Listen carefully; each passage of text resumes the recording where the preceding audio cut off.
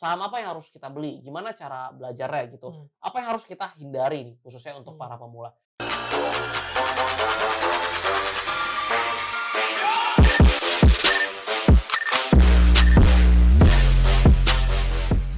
Guys, teman-teman semua, hari ini gue nggak sendiri, gue ditemani sama seorang trader yang cukup handal ya. Mungkin kalian juga udah beberapa yang kenal sama dia karena sering muncul di Investor Jomblo ya di hari Sabtu malam. Nah, hari ini kita bakal bahas mengenai trader pemula ya, karena Miko ini adalah orang yang luar biasa. Tapi sebelumnya coba kita kenalan dulu nih sama Miko. Mungkin buat kalian yang belum kenal. Oke Miko, umurnya berapa? 18. Oke, umur 18 udah trading saham. Biasa orang umur 18 kerjanya ngapain? Main-main, nongkrong gitu ya. Sekarang setiap hari liatin market gitu.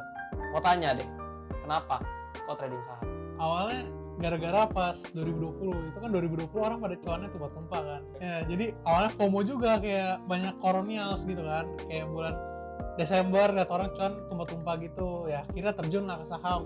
Mikirnya saham ini kayak babi ngepet gitu kan, pengen duitnya kenceng. Ternyata nggak segampang itu. Oke, pertama kali pas mau mulai kan bikin akun sekuritas kan. Habis itu saham apa yang pertama lu beli? Saham pertama gua BBNI. Kenapa lu beli saham BBNI? Gara-gara dengar BBNI bagus. Dengar. Itu belum bisa analisa sama sekali. Belum bisa sama sekali. Oke. Cuma bisa buy. Oke, habis itu setelah itu kan belajar dong. Belajar. Nah, biasa kan pemula itu kalau mau belajar kan mereka tahu dong ada dua analisa, fundamental, teknikal. Kita mau di capital market mau jadi seorang investor atau mau jadi seorang trader. Kenapa pilih trading? Kenapa pilih jadi seorang trader? Karena satu masih muda ya, terus pengennya kan dapat duit cepat gitu, setiap bulan dapat duit tambahan lah, duit jajan gitu kan buat setiap bulannya. Ya akhirnya pas belajar fundamental awalnya di SSI juga belajarnya susah gitu, belajar laporan keuangan gue males gitu kan, lihat angka. Emang nggak suka gitu ya, emang nggak suka. Akhirnya belajarlah teknikal. Kenapa? Karena dari dulu tuh gue seneng banget ngeliat orang ngeliat chart kayak di YouTube gitu, ngeliat orang chart kayak layarnya banyak kayak gitu. Dulu seneng. Keren gitu aja. Iya, keren. Oke, Mik, kalau umur 18 berarti kan tahun lalu masih umur 17 gitu, masih tinggal sama orang tua, baru mau masuk kuliah juga gitu ya. Nah, habis itu kan udah mulai trading saham gitu. Orang tua ngomel nggak? Enggak, soalnya mama juga trading saham. Oh, kebetulan ya, emang orang tuanya trading saham juga. Oke. Nah, setelah udah trading gitu, cuannya gimana? Banyak kan? Saya ceritain dong. Cukup lah, buat di Giant cukup. Cukupnya itu nggak, oke, kita nggak ngomongin nominal, ngomongin persentase deh. Tahun ini deh, year to date. Year to date, gue dibus sama 3 bulan ini. 2 bulan pertama itu gue pom-pom sana sini itu ngikut semua orang dah. Beli ini gitu, rugi. Oke. Tapi sekarang year to date paling sekitar 10-20%. Oke, tapi yang gedenya itu di bulan Juli ya? Bulan ini. Juli sama Juni ya gede ya. Oke. Nah Mik, ini kan banyak yang nonton mungkin baru mau masuk ke capital market, ada yang mungkin baru buka akun sekuritas. Terus mungkin mereka banyak yang bingung ketika udah bikin akun sekuritas, saham apa yang harus kita beli, gimana cara belajarnya gitu, apa yang harus kita hindari nih, khususnya untuk para pemula. Nah, lu kan juga berangkat dari yang tadinya nggak bisa apa-apa, asal beli saham, tapi karena belajar sana sini ya mungkin kelas saham lu udah cobain semua, udah puluhan ya, dan gue denger cerita lu juga luar biasa. Mungkin nanti di video selanjutnya kita bakal ngobrol mengenai hal itu. Ada nggak tips-tips buat teman-teman yang baru mau mulai trading ya, kita karena lu emang trading, buat trader-trader pemula yang baru mau mulai, yang baru mau terjun, ada nggak tips-tips ya, mungkin 2 atau 3 tips gitu kepada mereka yang bisa membantu mereka gitu, jadi jangan sampai terjebak atau mengulangi kesalahan yang mungkin lu atau gue udah pernah alami. Oke, ya, yang pertama itu jangan all in ya, itu kesalahan gue ya. Udah gue dengerin orang lain yang suruh beli ini, gue all in, itu kesalahan pertama. Oke. Ya, kenapa jangan all in? Karena kita tahu kan, kita perlu yang namanya diversifikasi. Ya, diversifikasi kenapa ya? Supaya telur kita nggak di satu basket doang. Jadi kalau pecah, ya nggak rugi banyak gitu. Itu yang pertama gue lakuin di saham BBNI itu. Jadi gue beli BBNI, gue masukin aja semuanya dah gitu kan. Terus akhirnya turun, gue panik tuh pas turun. Pas naik lagi, pas BP udah gue jual aja gitu. Terus gue pindah ke saham lain, all in lagi, ke satu saham lagi gitu. Di pom-pom juga. Di pom-pom siapa itu? Kalau saham yang ini jangan, ya ntar ada bakso lagi di depan bakso. Ini jangan. Oke. Habis itu berarti yang pertama tipsnya adalah jangan langsung all in gitu ya. Jadi kita perlu money management. Misalnya punya uang mulainya 10 juta rupiah mungkin bisa dibagi ke beberapa saham gitu ya, jangan langsung di satu saham. Oke, mungkin ada tips lain yang tips kedua? Iya, benar. Yang all in itu ya meskipun teman-teman pengen portfolionya konsentrasi, pengen cepat ya tubuhnya ya, tetap aja ya jangan megang satu saham doang. Jangan gitu. satu saham. Kalau konsentrasi kan 2 atau 3 masih bisa lah. Benar. Jadi setidaknya nggak pecah semua gitu ya. Kayak Karena memang kalau kita hitung dengan resiko portofolio menggunakan standar deviasi, ketika kita pegang satu saham dan kita pindah jadi 2 saham, itu langsung turunnya, resikonya itu turunnya sangat jauh. Apalagi ke saham ketiga, saham keempat, ya dan saham kelima. Tapi kalau misalnya udah lebih dari 15 saham ya, itu pengaruhnya udah nggak banyak. Jadi misalnya kalian pegang 15 saham sama 50 saham, itu pengaruh resikonya itu udah mirip-mirip. Jadi daripada capek-capek ya pegang saham sampai 50, analisanya sampai banyak kan pantengin repot juga. Jadi nggak bisa juga terlalu banyak. Jadi jangan terlalu sedikit tapi jangan terlalu banyak, yang normal lah. 3 sampai 5 ya mungkin. ya benar. Oke. Boleh lanjut lagi? Oke, yang Di sini hari ini gue belajar banyak loh sama lu. nggak gitu dong. Umur 18 guys, umur 18 ya. Trading portonya udah miliaran lah. Amin. Gue tanya portonya berapa, Amin. dia nggak kasih tahu gitu kan. Tapi ya gue kira-kira dari skill yang dia punya, dari Amin, cara dia amin. trading ya, satu emiten yang dia masuk ratusan juta ya, mungkin ya 1-2 miliar lah umur 18 Amin ya. lah, amin. Harus amin. dicontoh. Jangan lupa follow Instagramnya. Trader Corona ya, jadi follow di sana gua sharing-sharing ya, analisa atau Udah jangan kebanyakan promo. Oh iya, lanjut toh. sorry Lanjut ya, toh. oke. Sorry banyak yang follow ya. Bagus banget yang follow. Oke ya. Oke. Yang kedua itu gue nggak berani cut loss ya. Yang BBNI gue berani jual BP ya karena BP gitu. Saham kedua ketiganya itu gue nggak berani cut loss ya, di situ kesalahan gue. Jadi gue dropnya dalam banget di Berapa saham itu. 10 ada kali. 10% ya. Harusnya cut lossnya kan gue plannya 10% nggak terlalu dalam lah, belum. Ya. Kalau 50% nah itu baru. untungnya enggak. Untungnya enggak. Kenapa? Karena gue udah dengar banyak cerita yang tentang KF gitu-gitu lah. Oke. Ya. Untungnya jadi kayak awalnya plan 5%, untungnya gue masih berani cut loss di 10%. Ya, kalau gue nggak berani cut loss lagi, itu saham sekarang mungkin udah gue 50% mungkin. Adalah sahamnya.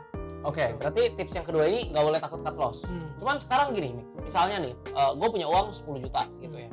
Habis itu gue pertama kali nih, gue pemula nih, baru beli saham, ya gue beli saham, misalnya saham A, gue beli 2 juta rupiah, dan itu rugi nih, misalnya 20%. Berarti kan rugi 400 ribu gitu kan. Nah, gue melihat bahwa ketika gue nggak jual, ini kan masih floating loss nih, belum rugi nih. Tapi ketika gue jual, gue kehilangan nih 400 ribu. Itu, jadi takutnya itu nggak berani mencet nih gitu. Bener Gimana banget tuh kira-kira? Bener banget. Kalau gue mikirnya gini ya, kita cut loss tuh buat ngejagain modal kita ya. Kalau teman-teman takut pas takut rugi pas kita jual, teman-teman harus mikir apa yang terjadi kalau sahamnya bakal terjun lagi ya. Itu lu bakal lebih takut lagi dan duit lu bakal nyangkut di situ, yang biasa orang-orang bilang nyangkut ya. Jadi Nyangkut. duitnya gak muter di situ terus dan time value of money-nya Ya, kayak rugi. rugi kayak Rugi. ya gitu loh, kayak jadi duit lu nggak muter, sayang banget itu. Sedangkan tujuan lu trading kan, kalau investing kan pasti lu ada investing plan buat average down dan segala macam. Iya, oke. Keren. Gua salut gua sama lu. Oke, lanjut. Oke, Tips apa lagi? yang ketiga itu terlarut dalam emosi ya. Jadi kalau kita kayak Ini lebih trading, ke psikologi trading berarti. benar ya? banget, Oke. karena trading itu bukan sekedar analisa, tapi perlu psikologi juga gitu. Jadi Coba kasih contoh study contoh case. ya, study case, lu beli satu saham ya, terus sahamnya drop banget, lu sedih, lu bakal nggak ganggu kehidupan lu ya, kayak aduh hari ini rugi banget, gua jadi ngerjain apa tuh bingung, tugas Kalau- sekolah segala macam. Kalau senang Bingung. langsung lompat-lompat, foya-foya. Bener, ya habis foya-foya besoknya turun pusing. Iya. Bahaya. Tapi itu memang banyak yang terjadi karena mungkin ya Mik ya, ketika kita dari kecil gitu ya, lu pasti punya celengan kan pas kecil, ya kan? Kita dapat uang jajan misalnya, berapa sih uang jajan dulu? 5.000 ya, Iya. 10.000. Kita sisihin dong, misalnya ada 2.000, 3.000 kita masukin ke celengan. Pas sudah kekumpul misalnya 50 atau 100.000 gitu, kita pecahin celengannya, uangnya pakai buat apa? buat jajan. Buat beli mainan Iya, yang lebih mahal ya iya, kan? lebih mahal. Nah, mindset itu sepertinya terbawa. Jadi ketika kita udah dewasa nih, mungkin teman-teman banyak yang umur 20, 25 ya, kita bisa cari uang gitu ya. Kita nabung misalnya atau investasi satu bulan 1 juta, 2 juta. Udah kekumpul 20 juta, kita pakai untuk beli iPhone. Padahal kita nggak butuh sebenarnya, HP kita masih bagus. Kita kumpulin lagi misalnya udah 100 juta, kita pakai buat beli mobil. Padahal sebenarnya kita masih punya kendaraan. Nah, jadi hal-hal itu bias-bias tersebut yang membuat kita jadinya nggak punya portofolio investasi untuk masa depan gitu. Benar. Iya kan? Karena kita pengennya spend terus. Jadi ketika kalian profit ya self reward boleh ya, tapi ya jangan berlebihan.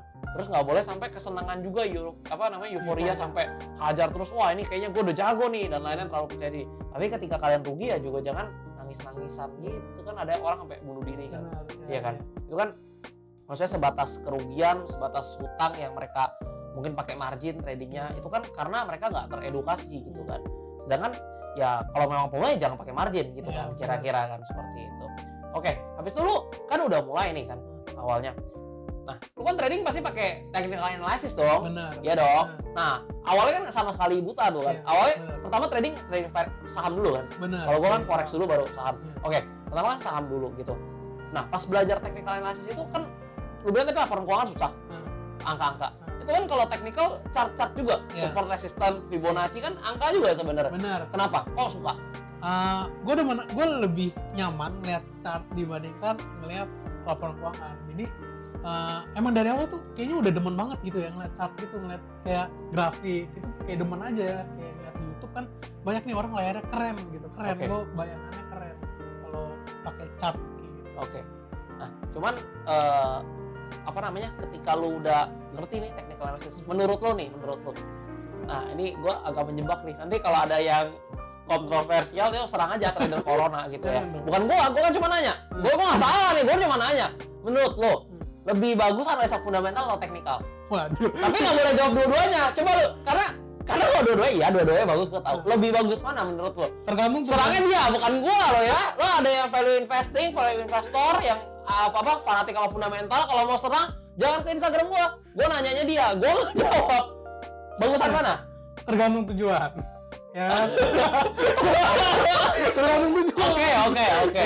Kalau lu mau investing ya pakainya fundamental. Oke. Kalau lu pengen trading pakainya teknikal. Nggak Oke. mungkin dong kalau trading pakainya fundamental. Bisa nggak trading tapi nggak lihat fundamental sama sekali? Bisa. Karena kalau lu trading lu nggak peduli perusahaannya bagus atau enggak kayak gitu. Jadi teknikal Yang bagus. penting harganya naik. Teknikal bagus. Bagus. Lebih bagus dari fundamental. Nggak gitu. Sama-sama bagus. Oke. Nggak, gue bercanda doang sih, soalnya gue kan lihat banyak orang di luar sana yang fanatik sama fundamental, dia berkata bahwa teknikal itu analisa apaan gitu kan, kayak cuma lihat chart nggak jelas. Habis itu orang yang menganalisa technical analysis juga berkata bahwa lu ngapain lihat laporan keuangan? Bukan Masa? gua, itu bukan gua. Bukan gua, orang lain, bukan gua juga. Ada trader yang bilang mengatakan bahwa lu ngapain lihat laporan keuangan, toh harga itu kan bergeraknya kita lihat trennya ya kan. Kalau sahamnya bagus tapi harga turun, ngapain kita beli? Ya, jadi mereka akhirnya saling serang-serangan. Jadi gue cuma nanya doang sih opini. Kalau gue ya gue pakai semuanya lah. Gue pakai fundamental pakai, teknikal pakai, bandarmologi pakai ya. Dari mimpi juga. Ya kan? Ya kan nggak bercanda ya. Jangan ya teman-teman ya, jangan mimpi gitu. Atau enggak kalian bisa lihat kode emitennya misalnya, wah ini kayak gue suka nih kode emiten beli. Sebat. Ya. Nah sebat kan, ya jangan gitu ya. Nah lu gak boleh lu sebut emiten lo, ntar orang pada beli sebat lo dibilang sombong lo. Sorry. Nah jadi kayak gitu ya teman-teman ya. Jadi apapun analisa yang kita pakai, kalau menurut gua ya hargain aja. Ada yang bisa cuan pakai bandarmologi, ada yang bisa cuan pakai teknikal, ada yang bisa cuan pakai fundamental. Selama cuan ya lakuin aja gitu. Karena kan kita tujuan mau cari cuan di capital market ya, kayak gitu. Oke Miko, thank you udah hadir ke channel gua. Jadi jangan lupa buat channel YouTube buat edukasi teman-teman juga. Oke. Kita ngobrol-ngobrol lagi nanti. By the way, coba dong kasih pesan ke teman-teman semua buat semangat supaya belajar tradingnya, dan bolehlah promoin Instagram lo tapi 3 detik aja, jangan lama-lama. Waduh, 3 detik dong. Mau nggak? Mau. Cepetan. Oke. Jadi intinya yang at the end of the day kita di market itu pengen cari duit ya. Apapun analisa lu mau pakai teknikal, fundamental, bandarmologi, kalau lu bisa cuan ya nggak apa-apa kayak gitu kan. Nah, buat nextnya yang penting kedepannya kayak di akhir tujuan investasi lu, portfolio lu bertumbuh kayak gitu. Nah, buat yang pengen follow Instagram gua, follow aja Trader Corona. Ingat dia. Nah, Trader Corona. Oke, kalau mau belajar bareng Miko, boleh ke SS Family. Nih, kesini. Pakailah kodenya Miko biar dia dapat affiliate. Yeah. Sebutin lah, linknya di bawah kayak apa? Linknya di bawah ya. Gimana lo? Atau enggak chat Minvest pakai kode promo Miko. Atau nggak chat ke Instagramnya Miko juga boleh. Ya teman-teman, thank you banget.